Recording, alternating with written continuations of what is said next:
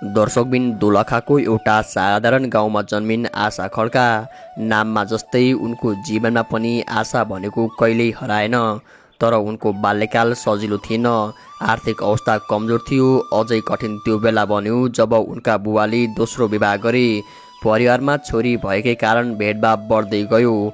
बुबाको हेपाई, समाजको दबाव अनि अभावले गर्दा उनको मनभित्र धेरै चोट थियो। बाल्यकाल रामेछापमा बित्यो। सानैदेखि उनलाई अभिनय मन पर्थ्यो। स्कुलमा नाटक हेर्दा वा कुनै कथा सुन्दा आफू पनि पात्र भएर खेल्न पाए कस्तो हुन्थ्यो होला भन्ने सोच्थिन्। तर त्यो सोचाइलाई पुरा गर्न सजिलो थिएन। एक दिन उनले साहस जुटाइन्, आँसु पुछिन् र काठमाडौँ जाने निर्णय गरिन्। साथमा पैसै थिएन, बस चढ्ने खर्च जुटाउने मुस्किल। कतिपटक पेटभरि खान नपाई मागेर खाने अवस्था आयो। तर उनको मनमा एउटा कुरा अडिग थियो, म कलाकार बन्छु। काठमाडौँमा उनको पहिलो ठेगाना रङ्गमञ्च बन्यो। स्टेजमा पाइला टेक्दा धेरैले उनलाई साधारण रूपमा हेरे। कसैलाई विश्वास नै थिएन कि यो दुब्लो पातलो केटीले ठुलो भूमिका निभाउन सक्छ भनेर।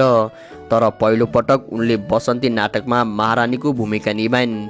त्यो दिन उनले कमाएको पारिश्रमिक थियो जम्मा 2000 रुपैयाँ। तर त्यो 2000 उनको लागि स्वर्णिम धन थियो, किनभने त्यसैबाट उनले आफ्नो स्वप्न यात्रा सुरु भएको महसुस गरिन्। थिएटरबाट टेलिभिजनतिरको बाटो सजिलो थिएन। धेरै पटक असफल अडिसन, कहिलेकाहीँ भूमिकामा नदेखाइएको न्याय। तर उनले हार मानेनन्। अन्ततः उनले टेलिसिरियल कान्छी र भुन्टीमा अभिनय गर्ने मौका पाइन्। दर्शकले उनलाई मन पराए। उनी अब केवल पात्र मात्र होइनन्, नेपाली घरघरकी सुकुमाया बनिसकेकी थिइन्। कलाकार मात्र भएर होइन, उनले केही सिरियलमा लेखन, निर्माण र निर्देशनमा समेत हात हालिन्। जीवनले सिकाएको सङ्घर्ष र भोगाइलाई उनले आफ्ना कथामा उतारिन्। यति मात्र होइन, व्यक्तिगत जीवनमा पनि उनले आफ्नो मनपर्ने जीवनसाथी पाउन सफल भइन्। सागर गौतमसँग 2 वर्ष अघि नै विवाह गरेकी थिइन्। तर 2079 सालको फागुनमा मात्र उनले सार्वजनिक गरिन्। सङ्घर्षका बाटो पार गरेर पाएको स्थिरता थियो त्यो। आज आशा खड्का लाखौं दर्शकको मनमा स्थापित छिन्। उनको यात्रा एउटा प्रमाण हो, कठिनाइले छोड्दैन तर आँट गर्ने मान्छेलाई कठिनाइले जित्न सक्दैन।